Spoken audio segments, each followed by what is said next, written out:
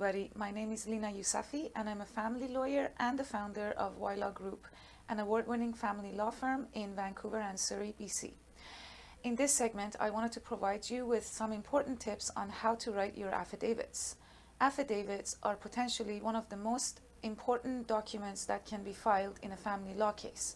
They are means to relay your evidence to the court, the judge, and to the other party.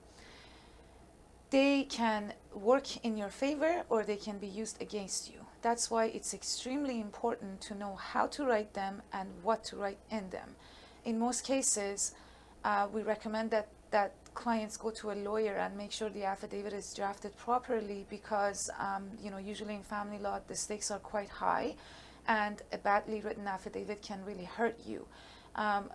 Having said that, a lot of people can't afford to pay a lot of money to the lawyers and they need to do it themselves. So I'm here to give you at least some tips to make sure that you do proper drafting of your affidavit. Tip number 1, be organized. And by that, I mean have your affidavit written in a way that anybody, including a judge, can easily understand it.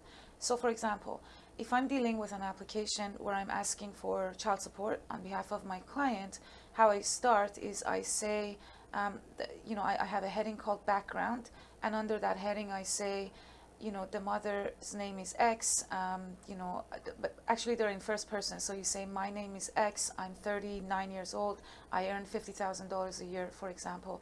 My ex's name is John, he's 42 years old and he's employed by X agency and he earns X amount of money. We have 2 children, their names and birth dates are as follows. We got married on this date and we separated on this date. That gives a good synopsis to the judge at the very beginning about what your case is about. Then in the next heading, for example, the heading says incomes. And then I go into detail about my income is X and it's derived from my employment and my investments. And my ex's income is Y and it's derived from, this source and that source. And then the next heading is history of child support. So in this section I put, he's been paying me this much money per month, but he needs to pay more based on these calculations, and I just keep on going. So be organized, use headings, very, very important. Tip number 2, be focused and concise.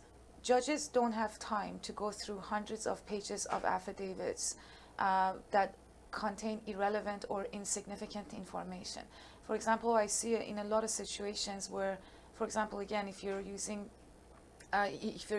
having an application for child support, people talk about how their ex is a bad person and his mother said this to me and I'm such a good mother and during our marriage this and that happened. This information is completely irrelevant, and affidavits are not a venue for anybody to air their grievances or include information that's just simply not relevant.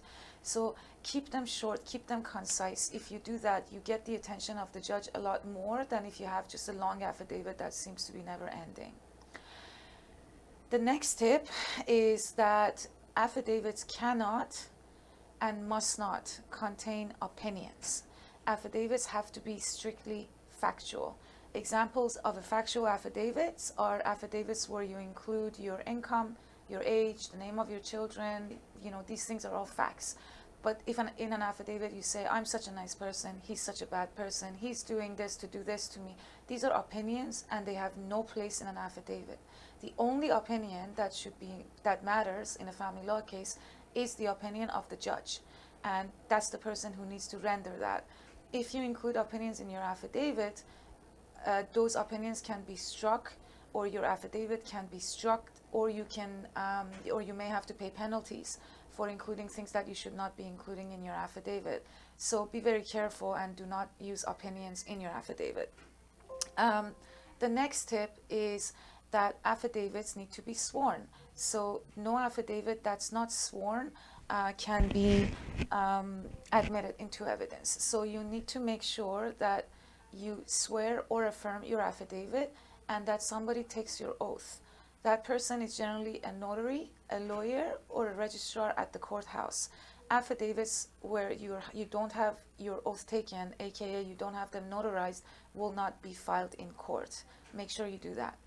When you're ready to file your affidavit after having it written and sworn, you have to go to the court registry, I usually recommend that you take 4 copies of the affidavit with you to the registry or the court location which the action is at. So in BC we have Supreme and Provincial Courts, and they have many different branches. So you have to find out, if you're at the Supreme Court, and if so, which location.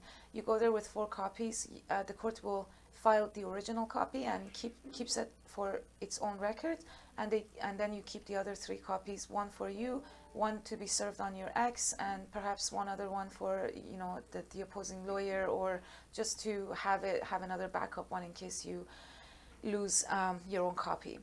Those are some of the tips that I can give you on affidavits. We have more tips and information on our blog. I do highly urge you to subscribe to our video channel. We have a ton of good information that you can use in your family law case, and we rely on our viewers to subscribe so that we can provide much more information to help you. Thank you so much for joining me, and have a great day.